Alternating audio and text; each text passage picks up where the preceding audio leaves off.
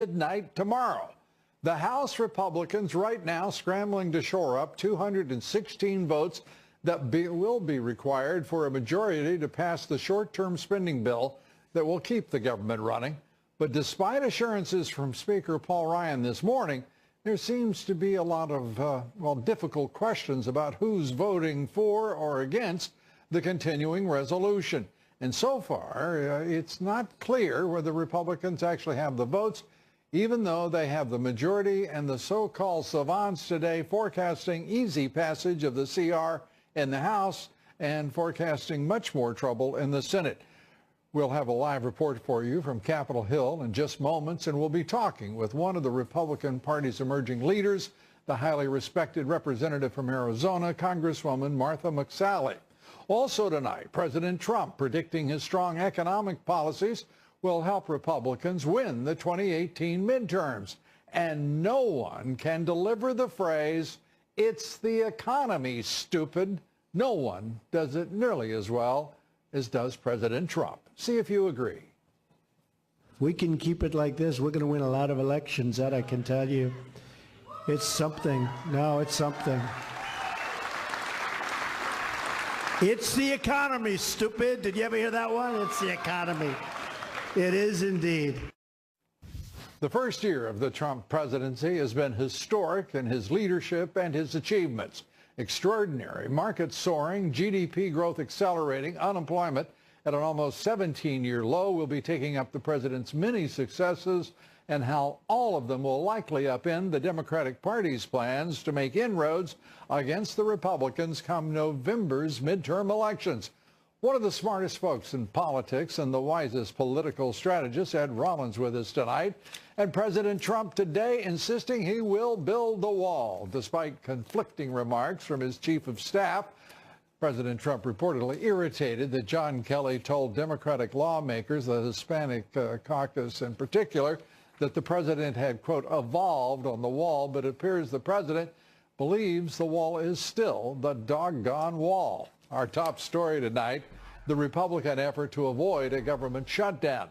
Congress has just over 24 hours in which to pass a government funding measure, but Republicans and Democrats are still divided on the way forward. And according to the president, Democrats would like to see a shutdown. I really believe the Democrats want a shutdown to get off the subject of the tax cuts because they've worked so well. Nobody thought, including the Democrats, they could work this well.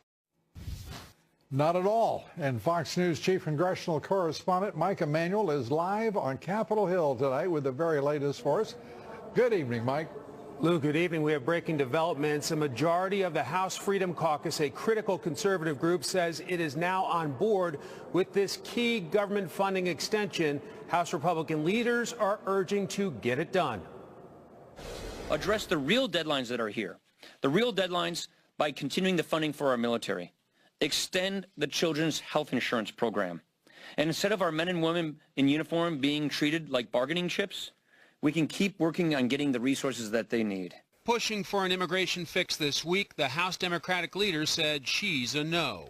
So having nothing to do with protecting our dreamers or anything else, we will be opposing this continuing resolution. To win some Democratic votes, the package includes a 6-year extension of children's health insurance. Pelosi's not impressed.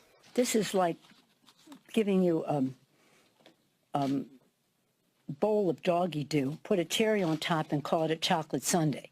This is nothing. Then there's the national security issue, with this being the 4th continuing resolution since October. Mr. Speaker, what's your case to national security lawmakers who worry that every day under a CR damages the military? The CR is not good for the military, but what's worse for the military is a government shutdown.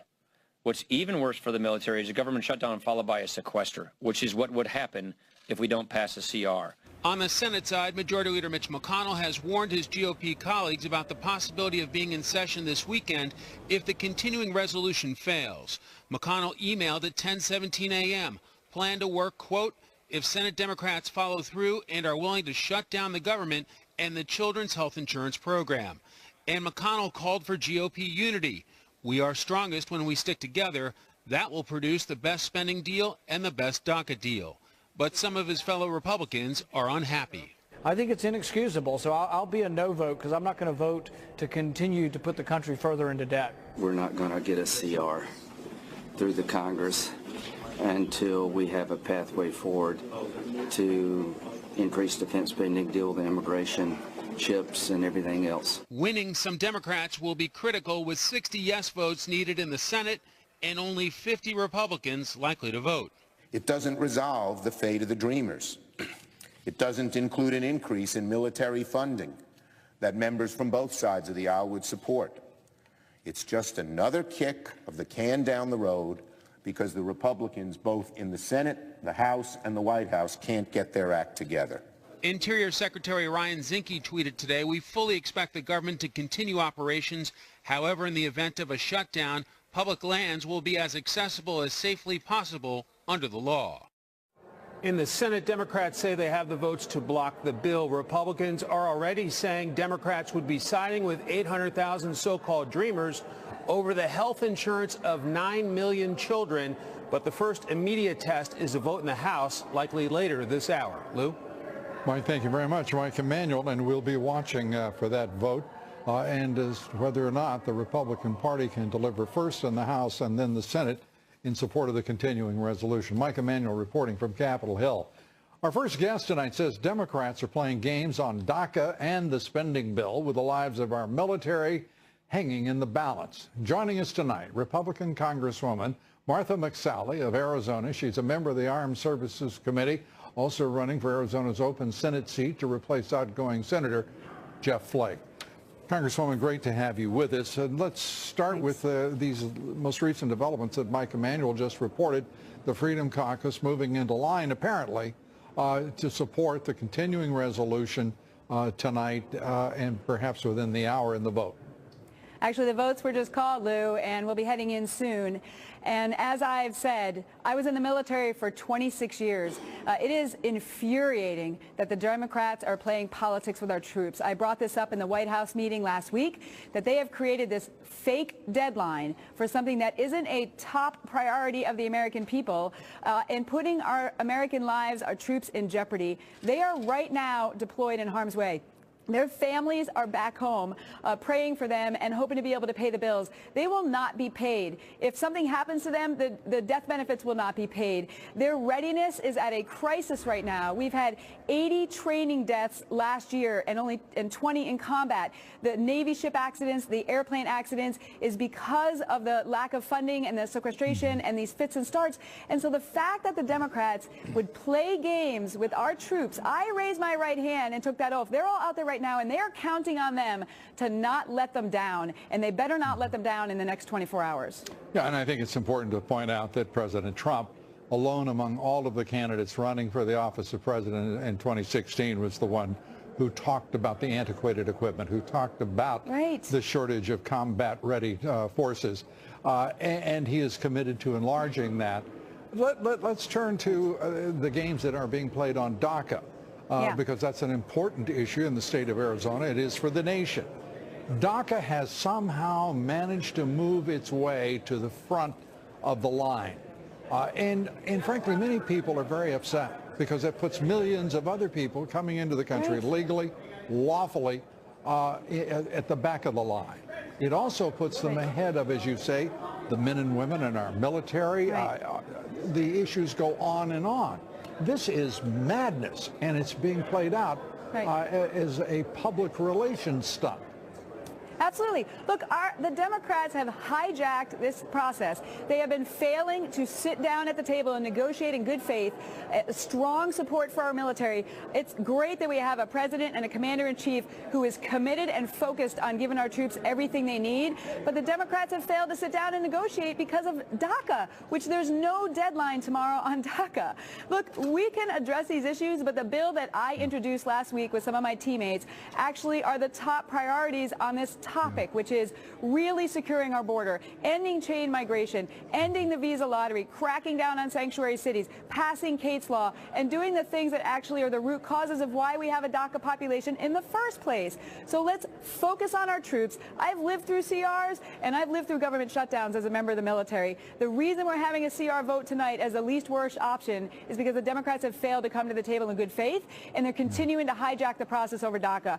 Vote to keep the government open, support our troops, and sit down and negotiate our bill in good faith. Tell us what you don't like about it so we can move forward and address these issues that are highest priorities. Yeah, the issue of DACA, not to depart from it, let's make clear to everyone, there are two lies about DACA. And DACA is a democratic issue. It is and it is a large measure fiction. One, there is no deadline on March 5th. Right. The deadline is in November because those registered under DACA, those will be the first ones to come up that'll require renewal. Secondly, the big lie is it's just under 700,000 people. Those are the people on the registry, but with combining all who could be brought in under DACA, the number approaches 4 million illegal immigrants. And this Congress, I assure you, and Senate won't have the guts to put down the numbers of visas that will be the result of passing something called DACA, because they want to perpetuate the lies that they've been telling about immigration, illegal immigration in particular in this country, for the better part of a decade and a half. Lou, these are because of failures of many, many years of us not enforcing our laws and also not securing our borders, not addressing visa overstays, and all the things that go into why we have this population in the first place. So, look, we are willing to sit down and address these issues, but the highest priorities are securing our border, to include building the wall, getting the agents everything they need, intelligence-driven operations to stop the dangerous cartels that are coming over our border, address visa overstays, which were more last year than those coming over the border. We make it a misdemeanor, a crime in our bill.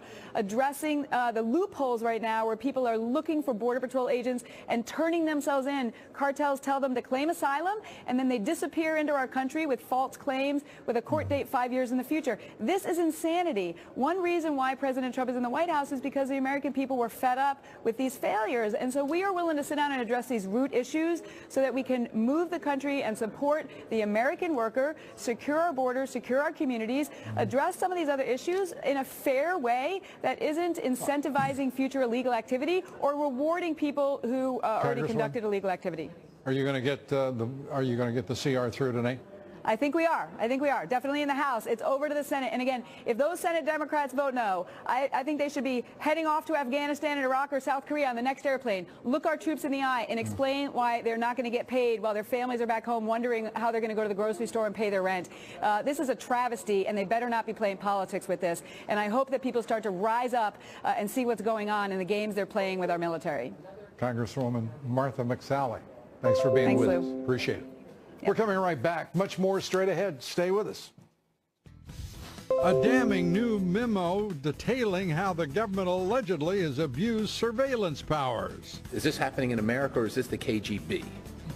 That's how alarming it is. A group of lawmakers are now calling for that memo to be made public. We take it all up with Chris Farrell of Judicial Watch. And President Trump says we'll build the wall along our southern border despite contradictory comments from his chief of staff. We take up the president's battle to secure America and much more. Next, stay with us. On the next Kennedy, Republicans in House lawmakers today given access to an explosive 4-page Intelligence Committee memo. We are told that it details FBI and Justice Department abuse of the FISA surveillance program. That's right, the one just reapproved by the House of Representatives and the Senate. Congressman Matt Gaetz, shocked at what he saw in the memo, is now calling for it to be made public. The intelligence memo that we have just read is so alarming that it must be immediately disclosed to the American people. And the disclosure of this intelligence document must be a top priority for the country immediately. I cannot stress how important that is. Any American that would see this document would feel as though people like Rod Rosenstein and Bruce Orr need to be fired immediately. Gaetz is one of 4 congressmen calling for the public release of that memo. The other congressmen include Mark Meadows, who's also the chairman of the Freedom Caucus, Congressman Jim Jordan, Congressman Scott Perry. Joining us tonight is Chris Farrell. He's Director of Investigations and Research for Judicial Watch. Chris, it is good to see you.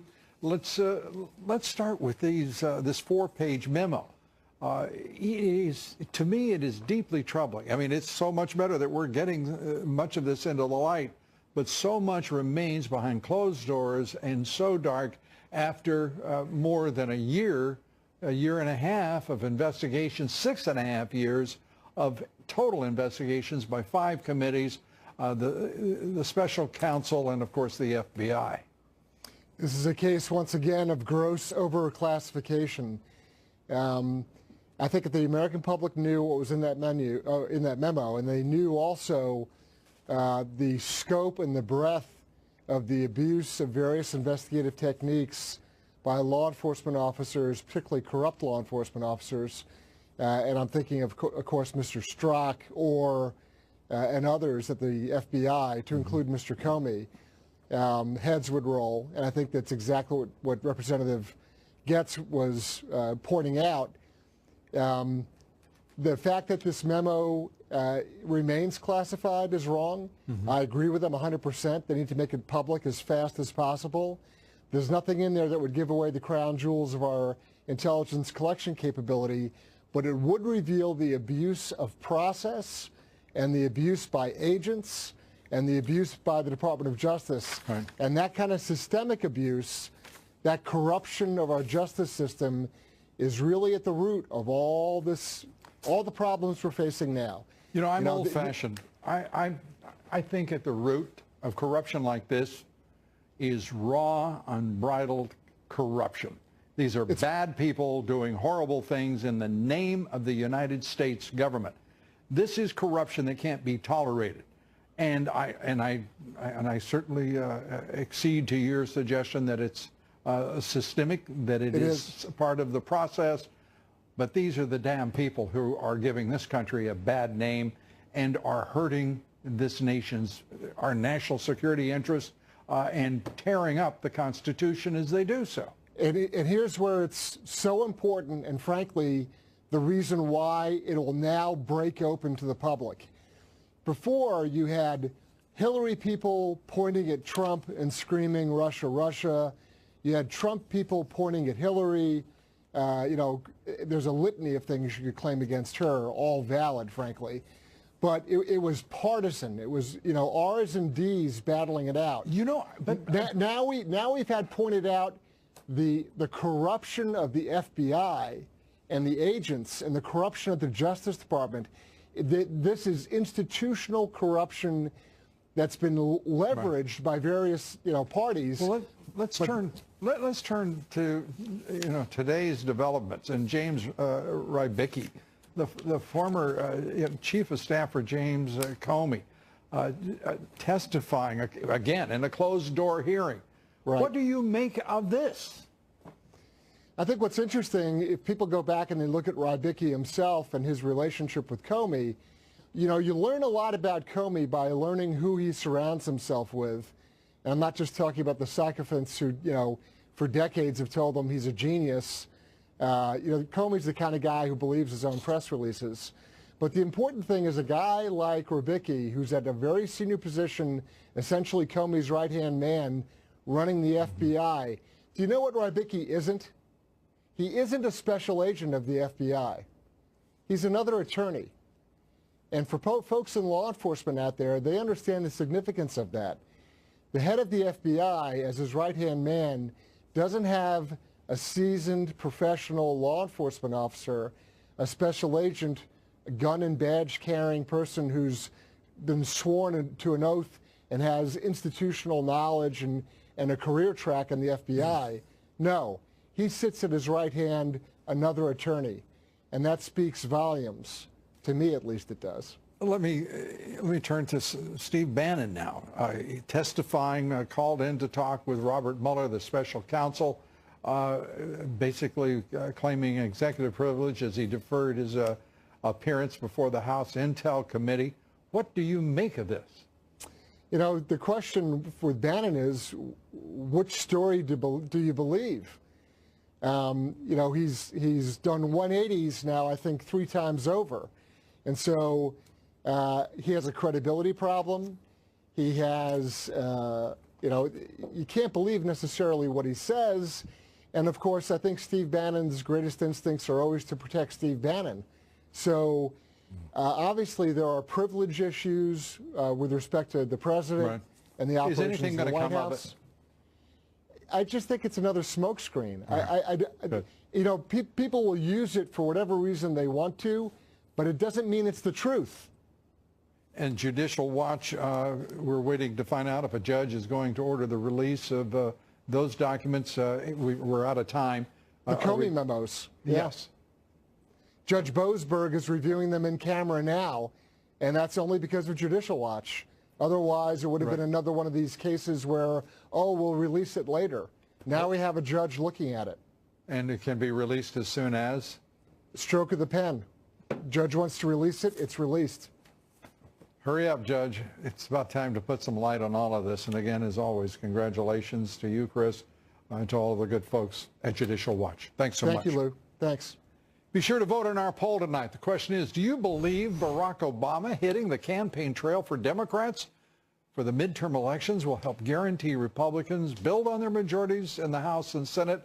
We'd like to hear from you. Cast your vote on Twitter at Lou Dobbs. Follow me on Twitter at Lou Dobbs. Like me on Facebook. Follow me on Instagram at Lou Dobbs tonight. On Wall Street, stocks falling from record levels slightly. The Dow dropping 98 points, the S&P down 5, the NASDAQ, as you see there, the Dow Jones Industrial still above 26,000. Volume on the big board, 3.6 million shares. Jobless claims hitting the lowest level in 45 years, falling to 220,000. The economy surging under the President Trump. Unemployment at a 17-year low. Consumer confidence at record highs. And by the way, in the fourth quarter, 4% economic growth. A reminder to listen to my reports 3 times a day, coast to coast, on the Salem Radio Network. Up next, President Obama emerging from his shadow tour to campaign for Dems in the 28 midterms. I'll take up the looming DNC and Democratic Party disaster in my commentary. And we await the results of the House vote to fund the government, the continuing resolution now being voted on. And as you see there, well, it's going to be, it looks like it's going to be a near thing. We'll see what happens. We'll take it up with Ed Rollins, the Dean. Stay with us. We'll be right back. It's an extraordinary breach of tradition and protocol when a former president goes after a sitting president and his party. But former President Obama has made it clear he will do exactly that this fall in the run-up to the midterms. The former president apparently believes that Dems want to ride his coattails, despite his obvious toxic lack of accomplishments and the weakest economic recovery since World War II. More shocking that the former president doesn't seem to realize Democrats were devastated, just simply devastated at all levels of government during his presidency. In fact, they lost more than 1,000 seats at the federal and state levels during his tenure. But the problems for the Dems only begin there. The party now is struggling with fundraising as well.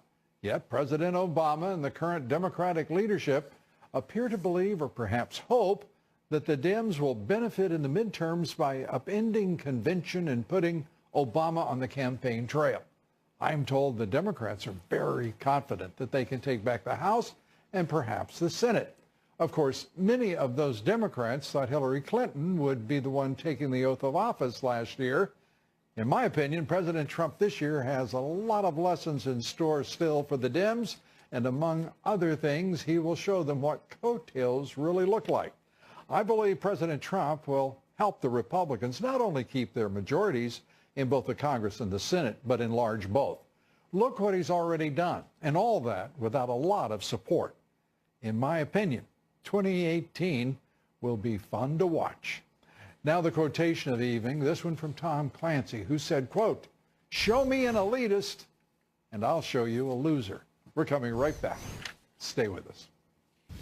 The economy is booming, markets are soaring, businesses are thriving, and workers are working. Americans are winning, all because of President Trump's historic tax reform plan. America doesn't belong to the Washington power brokers. It belongs to you, and I think we've taught them that. We take up the president's historic year of economic victories. Ed Rollins joins me here next. And this dachshund is trading a day at the park for a day on the ski slopes. We'll show you Crusoe's incredible snow adventure coming up next in our nightly video. We'll be right back. Breaking news now. The House has voted on a short-term spending bill to keep the government running through February 16th. That voting started just basically while we were gone for the commercial. It appears Republicans, well, it doesn't appear. I can see that they have the votes for passage. 216 required, and another, I think it's about 15 votes to be counted. Joining me now, former Reagan White House political director, Fox Business contributor, Ed Rollins. Ed, great to see you. Thank you. Well, we have the first half of the job is done. First half is done. You know, I don't need to remind voters, this was supposed to be done October 1st. So we're now 4 months late. Well, aren't you a lot of fun at the party? Well, it's the most absurd process of all. You got one thing to do. The most important thing the Congress has to do is to pass a budget. They certainly are quick to raise your taxes. An hour ago, Ed, we weren't even going to get passage today. The Freedom Caucus had said the heck with you, and Ryan made a deal. Ryan made a deal. Well, at the end of the day, we got to get a deal in the Senate, and that's. I've already seen 2 senators on our side tonight already say that they weren't going to vote for it, so we'll see whether they do that or not. But which 2 senators did you hear? I saw Paul and I saw Lindsey Graham. Yeah, now there's an interesting couple right there. Right, absolutely. And I'm wondering, you know, Rand Paul, I think, is innovative. He's a thinker. He's a libertarian. He's got all the, you know, he has a different view about lots of things. And then there's Lindsey Graham. And he's just a mouthpiece. Well, he has a different view every day, whatever. Yeah, I don't even understand why he has such a voice in these negotiations. I mean, the cameras run over to him, and he makes some sort of sour, nasty remark and moves on. You know, it comes a time when you've got to be part of a team, and the team obviously is Trump's team at this point in time. And they've got to get this done. I mean, if this goes on for another 2 or 3 months, they've got to be in the next year's budget. Next year's budget, they're putting it together already, and it's just. The people don't care. You know, I mean, the people don't care, but the people who basically have to plan to run a government, which is the Defense Department and other elements, need to have clarity. Just as the business community needed to have clarity on tax policies. So explain something to all of us. Sure. Yeah, we watched the Republicans come together for tax reform, and the result was a historic law. Reforming the tax code, the first in 31 years at that point. Why isn't there that kind of unanimity, that kind of cohesion in the Republican Party now? You know that when the Democrats come together, they mean it. They always mean it. For some reason, we always argue our viewpoints, and we do have some divergent viewpoints. But the critical thing here is the public has to understand this puts our military in jeopardy, as the Congressman said earlier on this show. And it's not fair to the people. Yeah, but here, I understand what you're saying. Right. But our military is in jeopardy every day. I mean, our military has 3 ready combat brigades. Our military flying 30-year-old aircraft. I mean, it is disgusting what we've done to the military.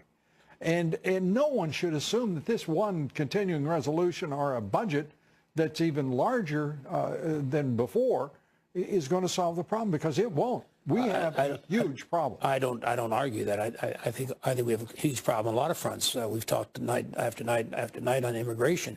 We need to basically have a new immigration bill. It's not a DACA bill. It's an immigration bill. You know, where I would start with military is with the military. Right. I would put immigration right over here, because you know what? I'm all for that. I mean, this business of using this as a midterm election foil. When I read the stories yesterday about these 2 ships that crashed, that they're going to basically try the 2 captains for involuntary homicide. 4 collisions by the U.S. Navy last year. And they talked in terms of these sailors are 10 hours on duty, 5 hours off, 7 days a week. No one can function in that high-stress environment. And they're trying these captains, and that's appropriate. But I'm not sure what the charges should be, but I don't think those charges are appropriate. Why aren't there charges for the Navy not having an adequate staff and moving forward with a staff that's not adequate? Why aren't there charges against the Congress and the former president who presided over this budget that resulted in this deficiency in our military readiness? Well, I'm all for that. It's dereliction of duty, and you're going to watch it again tonight. If the Senate does not pass this bill in the next hour or two, or this evening, to shut this government down again is just absurd. It costs taxpayers money. It inconveniences everybody, and it's probably, to me, one of the most stupid things this government can do, and I'm appalled by it. Yeah. Ed Rollins, thank you, sir. Thank you. Appreciate it. And now, please roll our nightly video. It's that time. Meet Crusoe, the skiing miniature dachshund. He was named after Robinson Crusoe, if you were wondering, and Crusoe the pup exhibits the same sense of adventure, skiing on the slopes of Quebec. And I was told this would be remarkable. Now, I think it's good that he's sitting there on the thing, but he's really not doing much but riding, I don't think. Do you? This seems like a very smart dachshund. That was about as effortless a video as I've ever seen. We love Crusoe, or was his name Robinson? I can't remember. Up next, police in Northern California defying federal immigration authorities. Greg Jarrett is up here next, and he takes on the sanctuary state showdown. And 4 lawmakers demanding answers from the FBI and the Justice Department, abusing the FISA program, government surveillance. And guess what? The Senate and the House just approved that. I wonder why this only came out today after those votes were taken. We're going to look into that. That and much more straight ahead. Stay with us.